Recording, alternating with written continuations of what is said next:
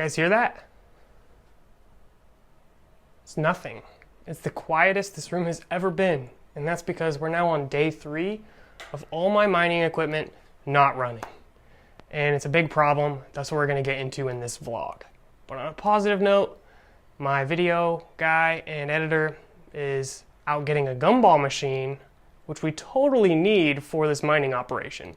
So that was really important. So he's out there. I'm doing this video on my own today. And as I get the opportunity to turn all these miners back on, I'm going to go through and label each one just because I can't keep them straight. They all look the same. It's hard to figure out when issues pop up, which rig is actually giving problems. So that's what we're going to go through today. So what exactly is going on? Well, I'm using a lot of electricity, right? But not too much for my panel and for what this house is wired for. And we have a dedicated mining room wiring for these 3 30 amp circuits. So nothing is a problem on the inside. However, I have a meter box on the outside that has been overheating. So basically I have to back off of the electricity use and see if that temperature will stay cool. So that's what we're going to be doing today. And basically what my approach is going to be is I'm going to take 1/3 of the mining computers and set them up somewhere else. Then I'm going to run just 2/3 here and see if that is enough to keep the temperature from rising. And this is all just kind of like this big temporary system to work until I have a dedicated, more professional space for all of this equipment. Now, one thing you'll notice is even my Chia stuff is not currently running because I had to turn everything off and I just haven't gotten around to setting it back up. Now, I do have this janky hard drive system here, but we did get a rack just the other day, which I can show you. It is still currently wrapped up in plastic. So basically what I'm going to be doing is I'm going to be eventually getting all my hard drives in here. So I'm going to be removing all of this equipment and putting some of these miners over on this shelf, taking 1/3 or basically one of the 3 shelves and putting it somewhere else. So this entire mining operation earns $200 to $250 worth of crypto a day. And this being day 3, we're now at like a $750 loss, essentially. It's not really money that I lost, it's just money that I didn't earn. But that's important because I have to consider the initial investment of all this equipment, which was pretty significant, not gonna lie. So we need to get these up operational ASAP. I never even thought about the networking. See, I have this switch everything's connected to. So if I split these up in 2 different areas, then I have to have twice the networking equipment. I'm going to start by removing this stuff because we're not going to use this anymore. And then I can restore this computer back to what it once was.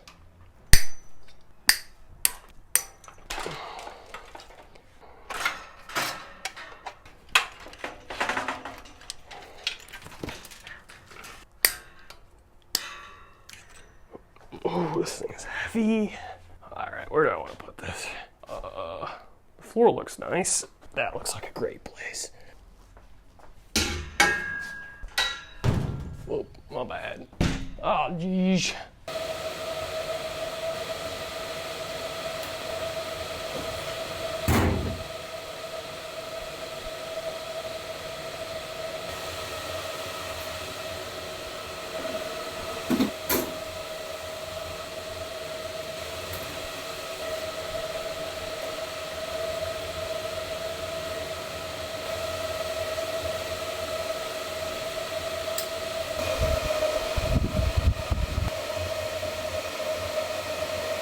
Hey everyone, thank you for watching the video so far. I wanted to give a special thank you and shout out to our sponsor of this video, BlockFi. BlockFi is a financial institution where you can put your crypto to work by gaining extra interest on your cryptocurrency balance. So for those of you who are interested in cryptocurrency mining, you can make your cryptocurrency mining rewards go directly into your BlockFi account. This will allow you to get the benefits of potential growth in the cryptocurrency value as well as a growth in the cryptocurrency balance itself. On top of growing your crypto balance, you have the ability to get crypto-backed loans. So unlock up to 50% of the value of your assets in USD. This will allow you to get more funds without giving up your cryptocurrency balance. For those of you who are new to BlockFi, you can get a bonus with any deposit of $100 or more. So if you want to support this channel and try out BlockFi, you can check that out at blockfi.com/Caleb. Thank you so much, and now let's get back to the video.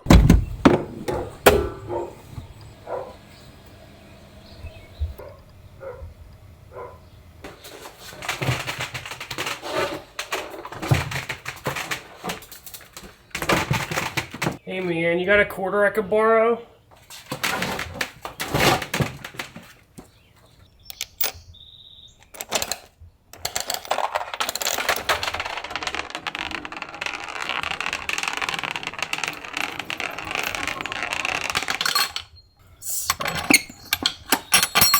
There we go.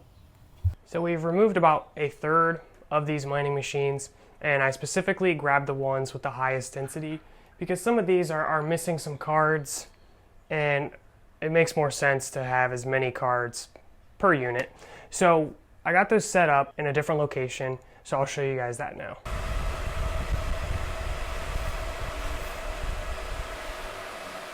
So here we have a network cable. It's literally 100 foot long, and it's just going all the way back to my main router. So kind of insane, but it'll work. So we're gonna get the rest of these cooking over here, and hopefully I won't be using too much power. But I'll leave, oh, it's a little too tall. That's a bummer. I guess I'll move one of these.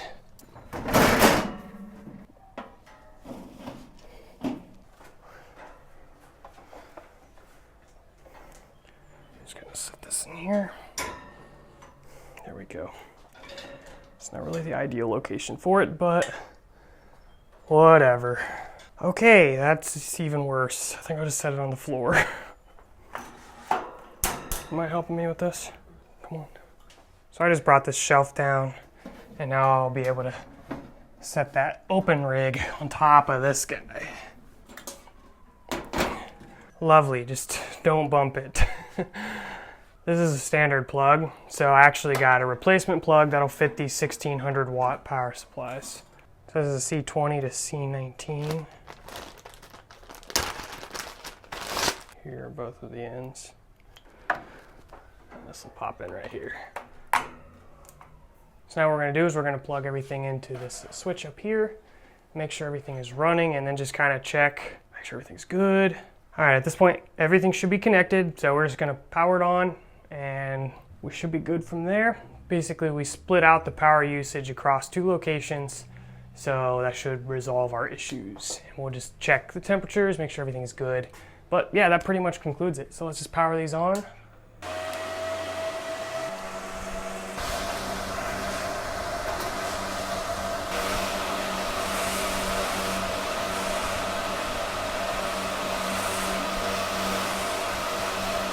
Past 4 gigahashes.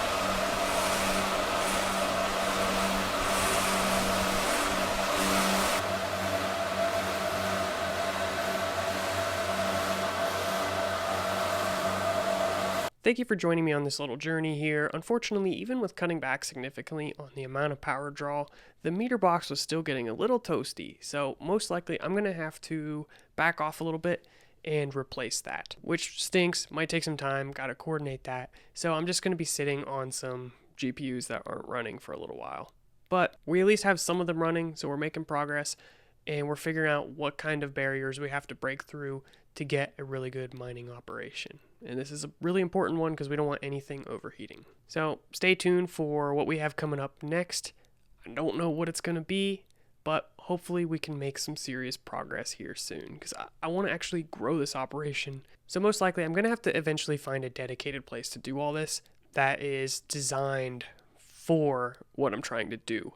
Because right now I feel like I'm trying to make a place designed for something else work for a really large scale mining operation, and it's just not working out. So go ahead and drop me some comments in the comment section below if you have any suggestions on what we could do. I don't really want to spend money on anything, which is a problem because everything costs money. But I also don't want to just invest money into a location when that money could instead be invested in more miners or other cryptocurrencies or whatever it might be. So I'm just unsure what I want to do or where to take this. So definitely would appreciate suggestions. Stay tuned for the next video. Peace out.